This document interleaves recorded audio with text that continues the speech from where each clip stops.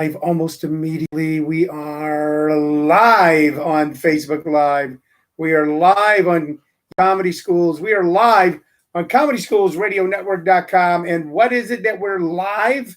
We are live with Living on a Thin Line with Tony Vicich. It's the Saturday night special event edition. Not too much special about it, besides the fact that we do it on a different time than we normally do, because normally come to you every day at 2 p.m. Arizona time, Mountain Standard Time, actually right now Pacific time. Come to you every day at 2 p.m. But on Saturday nights, once a week, we come to you at 7 p.m. And that's where we are right now. We are your daily distraction from all the weirdness, anger, anxiety, and hoopla going on in the world today. Got a good show for you tonight. I'm a little wiped out today. I don't know if I look tired. I don't know. If you've never seen me before, you would go, I can't tell. If you haven't seen me in years, you'd go, well, he looks different than he used to. If you saw me yesterday, you saw me today, or you saw me Monday, you see me now, you might go, he looks a little tired. And I am a little tired. And there's no real particular reason for it. He just woke up. What? He just woke up from a nap. I just woke up from a nap. That was one of my producers. I have two producers with me tonight. I have my regular producer, my wife, who just happens to be my producer, Shirley Lovisic, and my guest producer, Grant Sullivan Ramirez, who yelled out to you that I just woke up from a nap. That's right. I just woke up from my old man, Grandpa. I just got a thumbs up from Shirley Visick. Somehow I think that that's from Sullivan Ramirez instead. Okay, so good show for you tonight. First off, let me start out by thanking anyone who tuned in last night and watched the ComedySchools.com Class Clowns Comedy Showcase. This is the longest running comedy showcase in the greater Phoenix area. We have been doing this show. It's probably the longest running show in Arizona. Now going on 20 years. Every 5 weeks or so, we put on what some people would call a graduation showcase, but really there's so many people involved with this workshop right now who have been involved in the comedy scene for multiple years. There's not really a graduation, just a culmination of a whole new group of work. And we had one last night, and it was free for anybody to watch it. And we're going to have one later on in early September, too, on Zoom.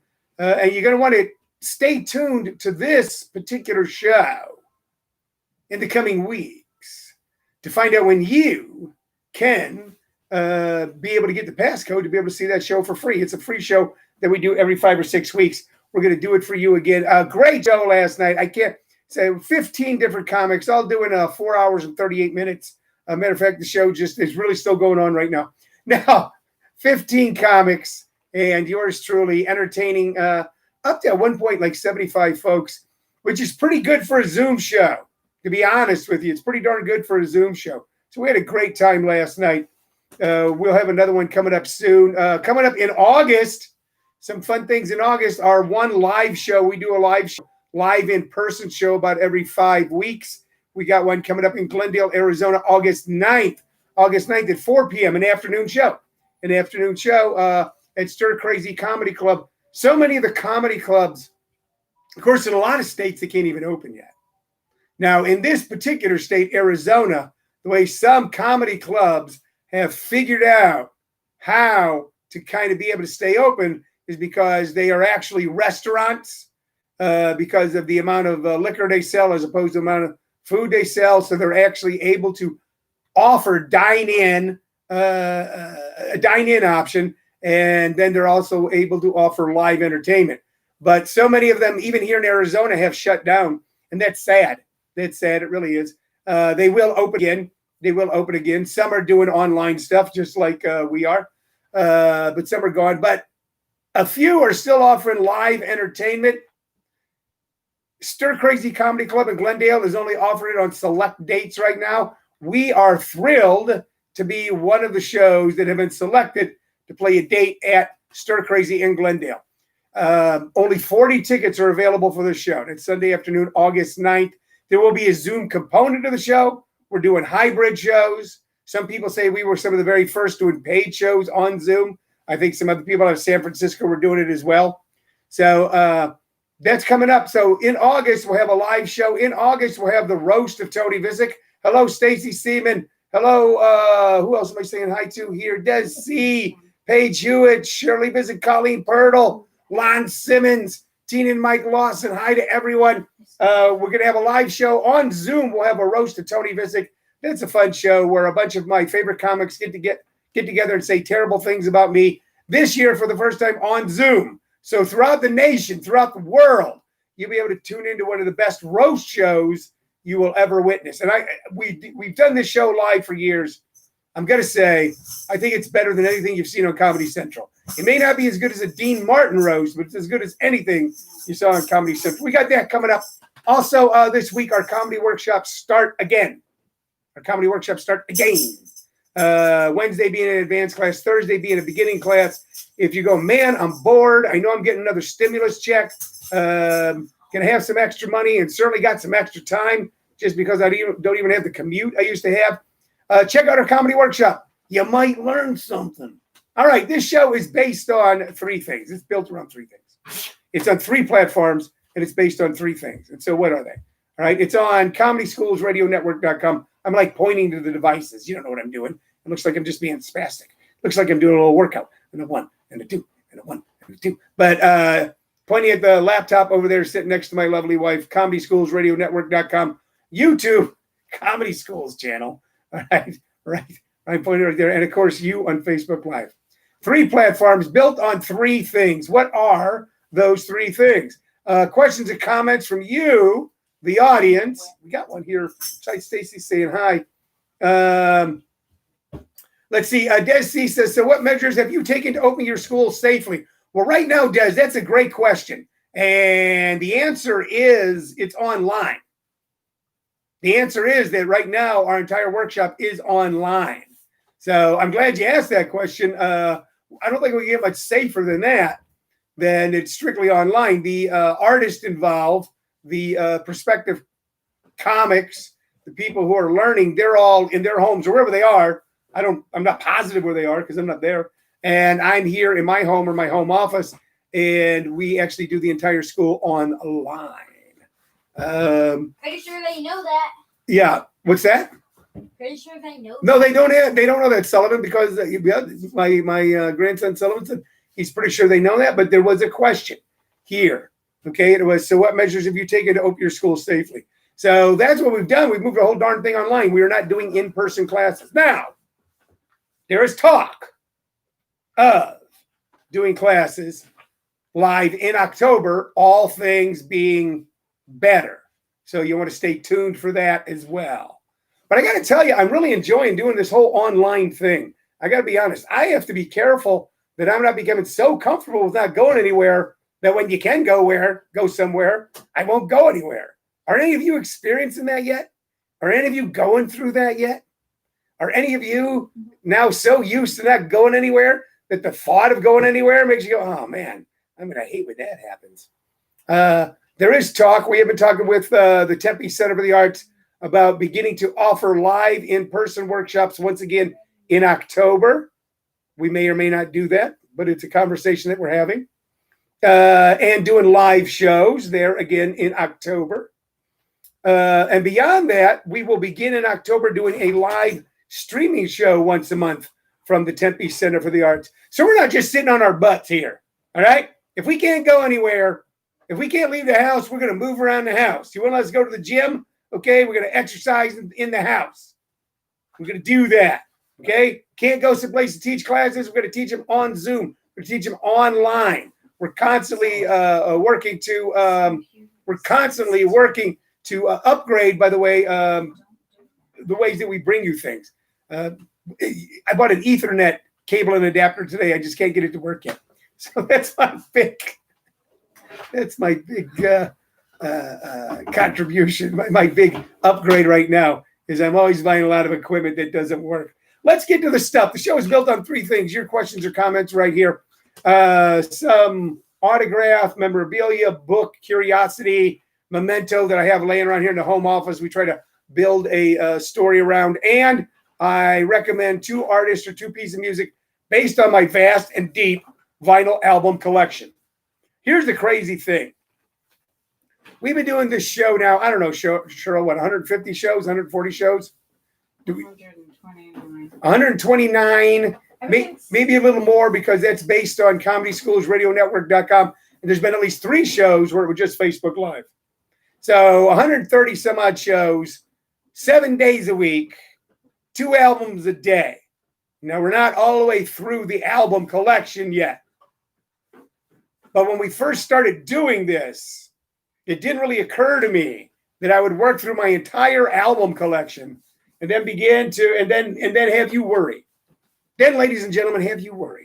I go, wow, he's shown us every record album, every piece of vinyl that he owns. How will he fill up the last half of the show? Not to worry, because we got plenty of CDs. By the way, we're not going to CDs yet, but I just grabbed that one there, right there. That is a John Lennon acoustic CD. It's a pretty good one, too.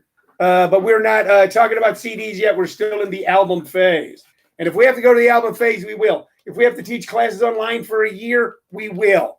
Okay? If we have to have fun, all right, without going to a lot of places, we will. Because we are undeterred, undefeated.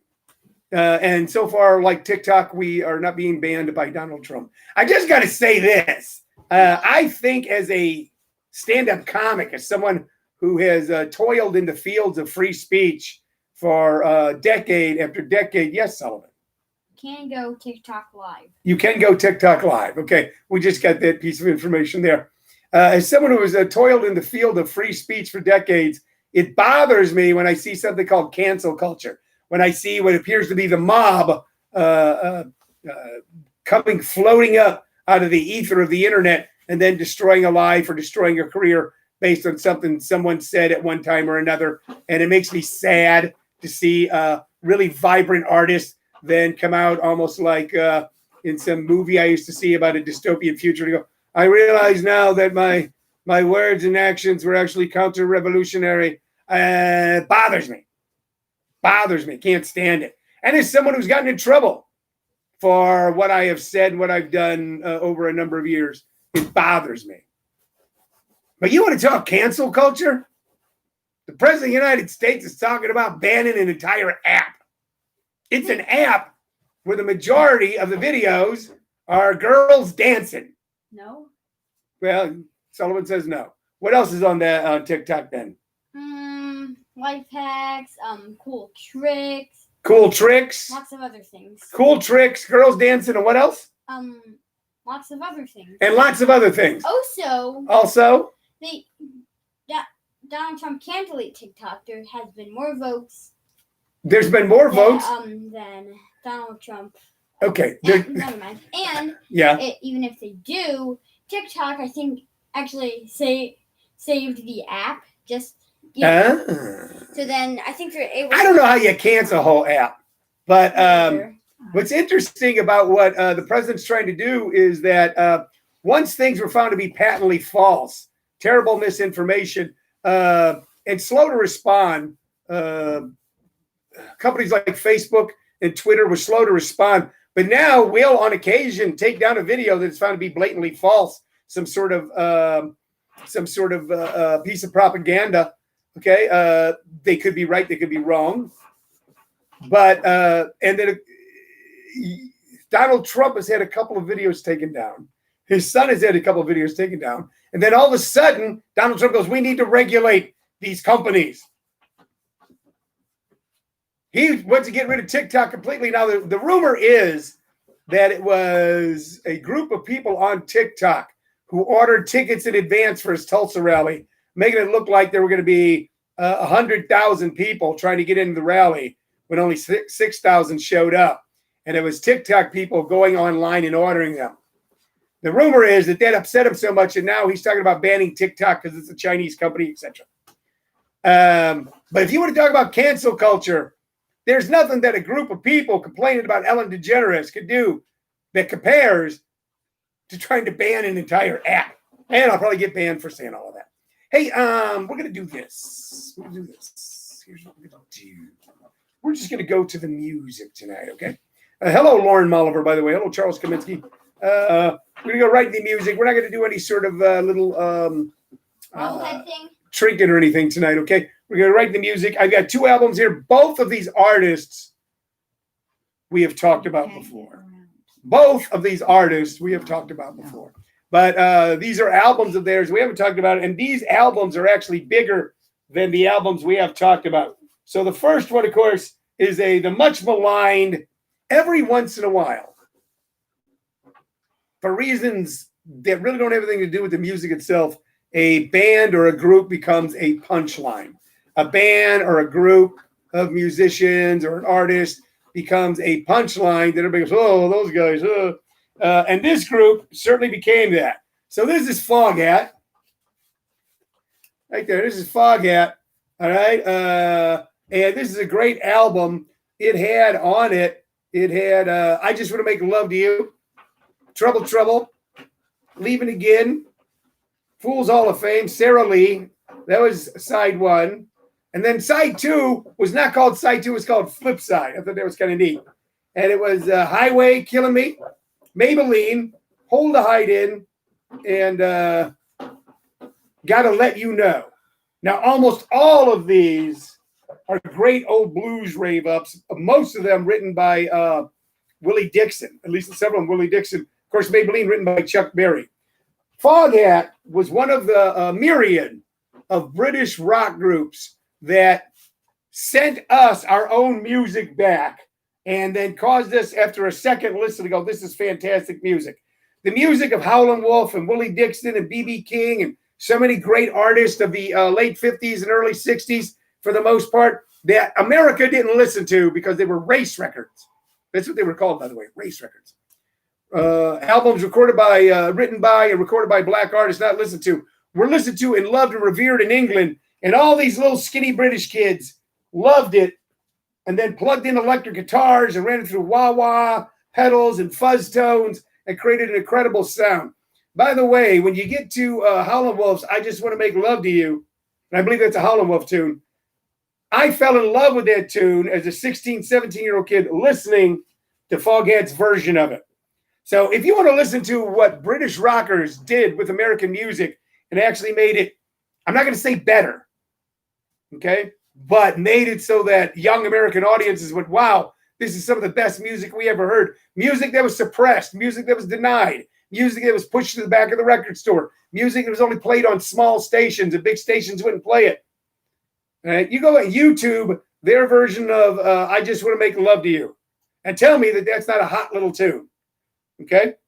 Now, what Foghat began to get made fun of was a song that became ear candy and an earworm, and that was, what the hell was the name of that song? Slow Ride. Slow Ride. And it got played so often and so much. And it also came out at a time when the music was beginning to change, right around disco. So a lot of blues rockers and what blues rockers was doing was kind of falling by the wayside of popularity. That Foghat started being made fun of. They probably had a bad contract, management-wise and music-wise, and then found themselves playing smaller and smaller venues and refused to break up, refused to quit. I remember being in Florida sometime in the late 80s and seeing a bar next to a bar that I was going to after my show, and said Foghat was playing that bar. Now, I didn't go in for whatever reason. But they went from playing major concert halls throughout America and playing bars to being one of the first bands I heard of to play someone's graduation party in their backyard. So, although secretly, I got to be honest with you, with a lot, and that made them a punchline. Wow, playing graduation parties. And they probably weren't getting a lot of dough for it. A good chunk of dough, more than you and I are making tonight. But what we don't know, what you don't know, what you don't think about is some of the biggest artists in the world, sometimes, and up until the pandemic, have played private parties. Sometimes you're playing for $1 million or more. Sometimes you're playing for $100,000. Bands, musicians, and artists that are at the top of the heap, sometimes mega wealthy people throughout the world will pay mega bucks just to have them play their private organization get together. Foghat was one of the first that I heard of playing private parties. They became something of a punchline, but they were a great blues rock band. Once again, one of a whole host of British bands that fell in love with American music and then sent it back to its completely different. I urge you, ladies and gentlemen, I urge you to go back and check out Foghat. Check out I Just Want to Make Love to You, the old Willie Dixon tune. I don't want you to be no slave. I just want to make love to you. Now, this next album, ladies and gentlemen, everybody kind of knows who this is, or I think, I might be at the age where I think everyone knows who someone is, and they don't. But for the most part, most people you talk to, you mention this band, they go, yeah, I heard of that band. But here, I believe, was their first album. This is, of course, Steppenwolf. Steppenwolf. Okay? Steppenwolf, named after a Hermann Hesse novel. Okay? This is the band when they were young, just starting out. Young men being oh so serious. Yes, sir. I can't hear you. Hold on. I can't hear you. Hold on. I'm getting something from the producer here. What is it? I don't want to say it out loud. You don't want to say it out loud. All right. Well, tell me after the show, okay? All right. Or when you have your earphones off. When I have my earphones off. Well, I won't have them off while the show's on. Maybe, maybe not. All right. And the show's almost over. Steppenwolf. All right. This was their first album. All right. And they were considered one of the great rock bands of the era. On this album, excuse me, Sookie Sookie, Everywhere, which is written by a guy named Don Covey. I don't know who that is. Everybody's Next One, written by John Kay, who was the lead singer of Steppenwolf. Jury Rides Again, written by John Kay. Hoochie Coochie Man, a Willie Dixon tune. But just to give you an idea of how prevalent and how loved those Chess Records guys were. We just talked about Foghat, all right, in the early 70s. These guys, late 60s, doing a Willie Dixon tune. Okay, Hoochie Coochie Man. Your Wall's Too High by John Kay. Desperation by John Kay. Girl I Knew by John Kay. Take What You Need by John Kay. The Ostrich by John Kay. But the two songs that became anthems, one became an anthem. Okay? One was The Pusher. There's a song in here called The Pusher. And The Pusher was written by Hoyt Axton. Hoyt Axton was a great singer-songwriter out of Oklahoma, like so many great singer-songwriters. Leon Russell, J.J. Cale, long list. Hoyt Axton wrote, I've never been to Spain. Well, I've never been to Spain, but I've been to Oklahoma. He also wrote Mama Told Me Not to Come. No, I'm sorry. That was Shel Silverstein. He also wrote songs for Three Dog Night, and he wrote this song. He wrote Jeremiah Was a Bullfrog. Hoyt Axton did. Became an actor. Okay. Kind of big, kind of heavy set guy. Kind of looked like kind of guy that worked on your car at a gas station someplace in the Midwest. But a great songwriter. And he wrote The Pusher. And The Pusher had a great hook to it. It just went dang, dang, dang, dang, dang, dang, dang, dang, pretty much over and over, while John Kay then belted out the lyrics, it was a strong anti-drug song. And the hook that went over and over was God damn, the Pusher Man. I said, God damn, over and over and over. And it became a huge controversy because when radio stations played the song, they got huge fines because of the language. But sometimes late at night, back in the wild and woolly days of FM radio, when FM radio was truly pirate radio, when they thought no one was listening, when FM radio was not the main way that people listened to music and got news, but AM radio was, and FM radios were cheap, colleges and other people started broadcasting rock music on FM stations that became monsters. And sometimes late at night, some crazy DJ, man, might get in trouble, but who's listening at 3 o'clock in the morning? Gonna play The Pusher by Steppenwolf. So that song became a cause celebrate, anti-drug song with the word goddamn in it. But the big song from this album was Born to Be Wild. Born to Be Wild was one of those songs that starts out with an incredible rim shot, just like a Rolling Stone does by Bob Dylan, okay, and then just takes off from there. Born to Be Wild became a monster hit. Everybody loved it, and then it became an anthem for a generation. Later on, became an anthem for those of that generation who became motorcycle gang members and then became more right-wing in their thinking. Still held on to a lot of the paraphernalia of the counterculture. as the ethos, the ethic, the ideas, the philosophies that formed the counterculture in the mid to late 60s began to go away, the hair hung around, the clothes hung around, and the music hung around. For some reason, when we think of great mid to late 60s rock bands, They still play that. all those, they still play that? Thank you very much. When we think of all the bands that came post-Beatles and then began wild exploration of an entire genre, Steppenwolf was somewhat fallen by the wayside.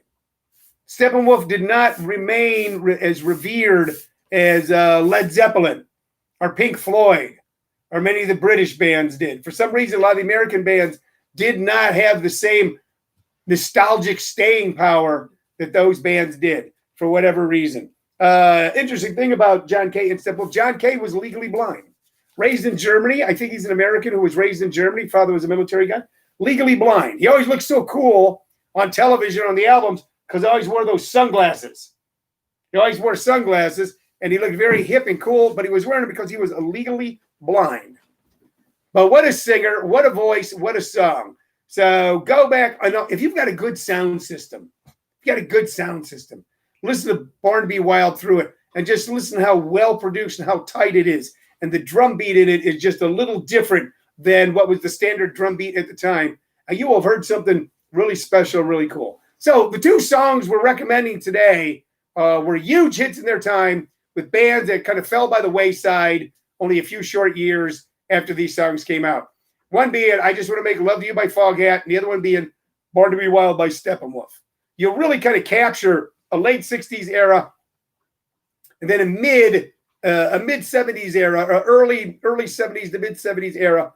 All right. One band, Steppenwolf, rode that crest for a while with other big hits.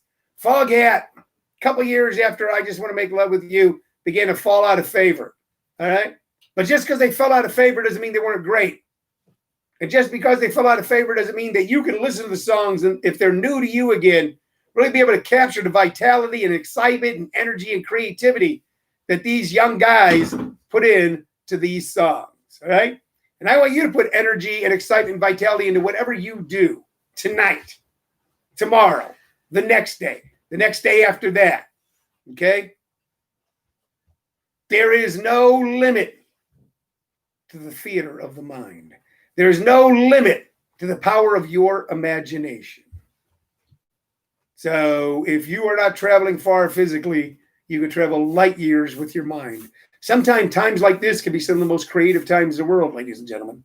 Times like this, when we are not so busy with so many distractions of driving and drinking and dancing and running around and going hither and yon, and going about, what is the phrase from the Bible when God asked the devil what he'd been doing? And I think it was going hither and yon on the face of the earth. I'm going to look it up and tell you tomorrow. So many of us spinning around like whirling dervishes or whirling devils. Now, our lives are a little simpler, a little slower, and a little more compact. And during that time, that's the time to really open up your heart, your eyes, your mind, your soul. And while you do it, listen to some great late 60s and early 70s rock and roll. All right, that's our show for today. We're going to go right now. We've got a date with a frozen yogurt company. We're going to do that. We're going to put on hazmat suits and go get some frozen yogurt. Say goodbye, Sullivan. There we go. Bye. Yes. All right. We will see you all later. We will see you tomorrow at 2 p.m. Mountain. Get that out of my face. 2 p.m. Mountain Standard Time. On Living on a Thin Line. Bye-bye. Yep. Okay. Yes. Turn it I'm trying to turn it off. up. We're still alive, right? Okay.